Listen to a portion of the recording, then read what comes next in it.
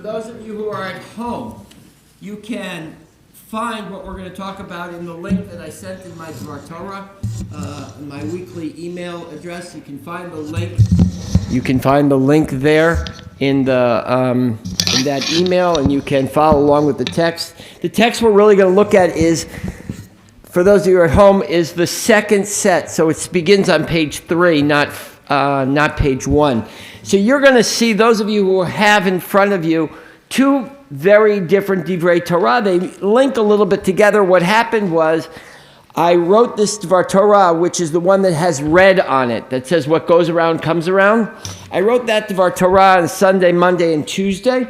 And by Wednesday, I was tired of it. And it seemed like too easy a Dvar Torah to give. So I set out again on Thursday and Friday to write a new Dvar Torah, which is what you have on the second page, which says, Jacob the deal maker.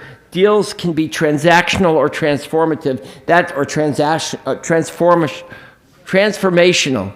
So with that said, that's the one we're going to look at. I'm just going to quickly tell you what the first one was. So this is my way of getting two Divrei Torah in at once.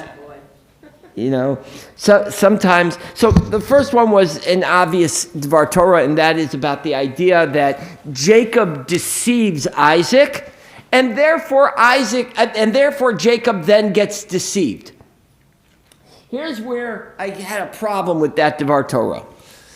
It bases too much of its idea on the idea of karma. And I'm not quite sure what I believe in terms of karma. I'm not quite sure I actually believe what goes around comes around. It's a challenge for me. Now, when I ask this question of my students, they often say, of course there's such a thing as karma, right? We know what goes around comes around, but that's actually not necessarily always true unless you say to yourself, there's an afterworld in which it all eventually works out, right? Which is a very good traditional Jewish viewpoint. Okay? Sometimes, though, and I've seen this more often than not in my life, certainly in my job as a rabbi, is I more often than not see people suffer for no reason. And I have a hard time wrapping my head around it. So, we're just going to put that Dvar Torah aside. Not giving that sermon today. I will, however, say that I think there's something interesting that happens in this week's Parashat that I never thought of before until we were reading the Torah reading this morning. And that is, so you know the story, Jacob gets to the chuppah, right? And he thinks he's marrying Rachel. In fact, he's marrying Leah. That's where the whole custom of the bedekin comes from. The bedekin is the part of the ceremony where the groom peeks under the veil to make sure it's really her. Honestly, it's one of my favorite moments in the ceremony, not because of the recollection of what happened to Jacob, but because it's a beautiful moment there.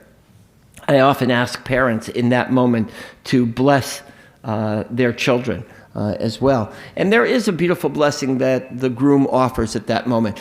But I love that moment in and of itself. So here was the thought that I had this morning. What if Jacob got to the chuppah,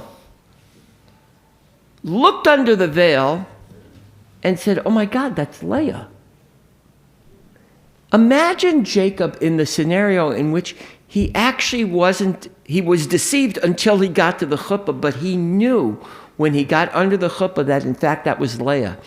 And he said to himself, I'm not going to embarrass her. I'm not going to say, this is Leah. How could you trick me? I didn't want to marry her. I wanted to marry Rachel.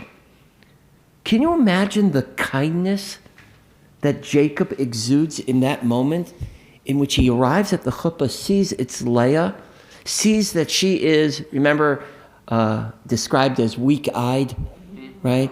Meaning, essentially, she wasn't as pretty as Rachel.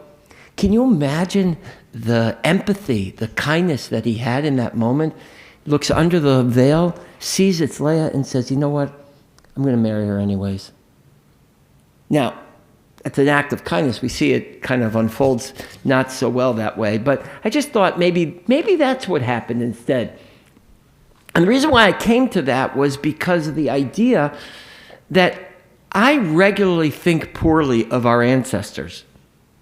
I regularly think poorly of the way Abraham acts to Sarah, the way Isaac acts to Esau and Jacob, the way Rebekah treats Isaac and Esau and Jacob. Right? I regularly think how poorly and dysfunctional these families are and how they time and time again make terrible decisions, and I like picking on them.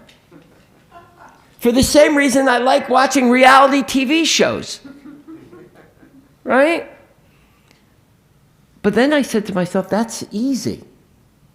What's hard in life is to find the kindness in the moment. All right, so that was a second Devar Torah. Now I really want to give the Devar Torah that I want to give. What? Is there paper? Yeah, it's the second one. The second page. So now you've gotten 2 Divrei Torah for the price of 1. Now you're going to get a third. Here's the story. You can follow it along in here if you want. I'm just going to simply, since I've already given 2 Divrei Torah, I'm going to simply get right into it. Okay? So here's the story. Isaac favored Esau because he had a taste for game, and Rebekah favored Jacob. I'm at the bottom half of the page because I need to give you the backstory from last week's Parashat. So Jacob sees that Esau is hungry one day. Now, the reason why I had to set it up with that first pasuk, with that first verse, is to show you people are taking sides from the very beginning, right? And you can imagine what's going on here, right? And that is Jacob is always pleasing Rebekah. Esau is always pleasing Isaac. And it shows that the reason why Isaac likes Esau is because he's a hunter. Right? There's something about each of these characters that they like, and if you go one step further, it's something about each of these characters that provides something for someone else. Right? Well, children do this all the time, right? They try and get the favor of their parents by doing things that their parents like. Right? It's a very simple approach, right? I'll empty the dishwasher and maybe mom will like me more. I'll do my chores without being asked and maybe dad will like me more. Right? And so that's what's set up here. So what happens is Esau one day comes home. He's had a poor day hunting and he is starving. You know this story. And Jacob says to Esau, I will sell you some lentil soup if you give me your birthright, right? It's a simple transaction, right? You give me X and I'll give you Y. It's basic business. We call it masau matan, give and take in the business world, right? You have something I want, I have something you want, we'll trade.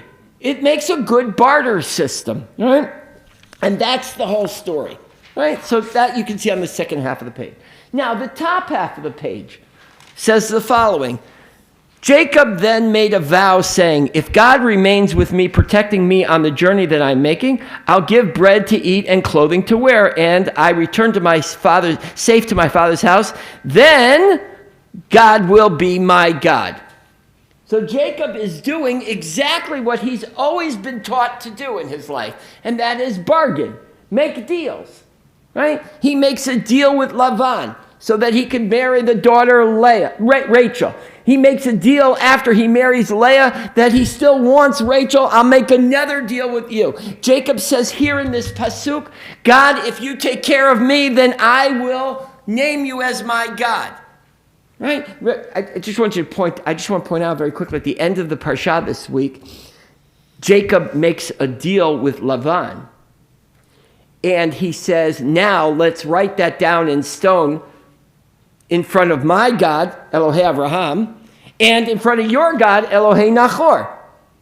Right? So Jacob thinks there are other gods around, or at least he's placating Lavan, but he says here to God, you do me a solid, I'll do you a solid. right? Jacob knows how to make deals. He spends his whole life making deals.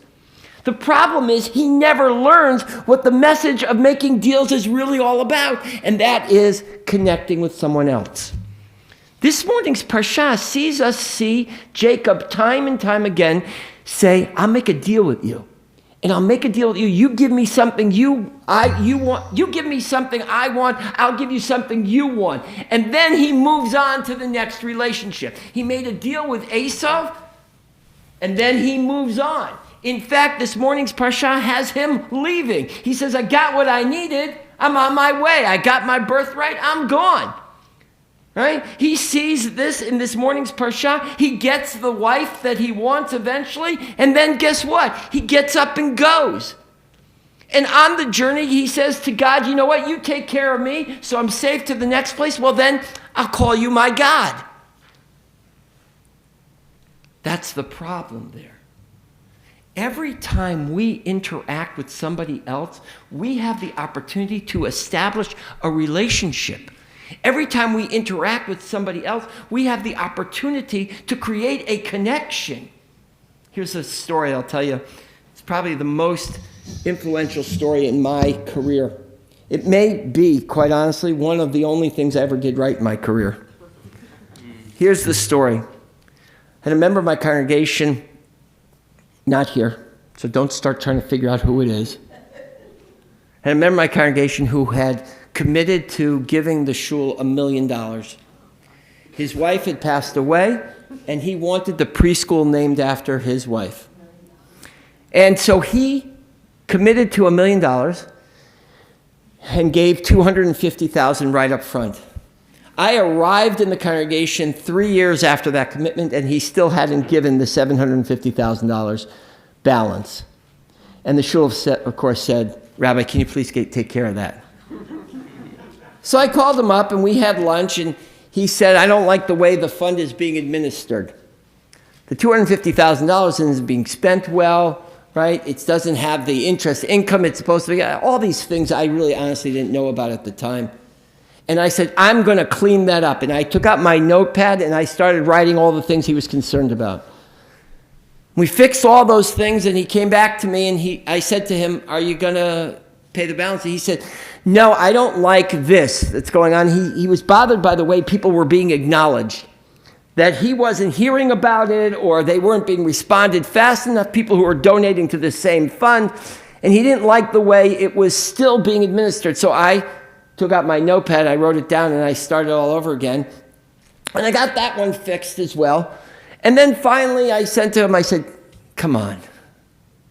He says to me, I don't like the way her name is on the outside. We had agreed it would be in a different location. It's not in the font that I had asked for, and therefore I'm not giving it. And I said to him, you're making me nuts. And finally we went back and forth. I, of course, called my father, who was a master pastor at the time, and I said to him, what am I supposed to do about this guy? And he said, you're 100% correct. This is a pastoral issue. It's not an administrative issue. And that's when I found out that it had nothing to do with money. It had nothing to do with funds. It had nothing to do with administrative tasks or lighting or fonts. It had to do with the fact that he thought that as soon as he gave the rest of the money, I'd stop paying attention to him. What he wanted most was be able to go out to lunch with the rabbi. So I went out to lunch with him, and I said to him, I said, you know what? Rob, you're always going to be in my life. You're always going to be my friend. We're always going to get together and have lunch. More importantly, I promise you we will never forget your wife. Noreen will forever be remembered in our preschool. We'll talk about her. Her legacy is solid here in our congregation. I promise you. And he took out his checkbook, and he wrote a check for $750,000.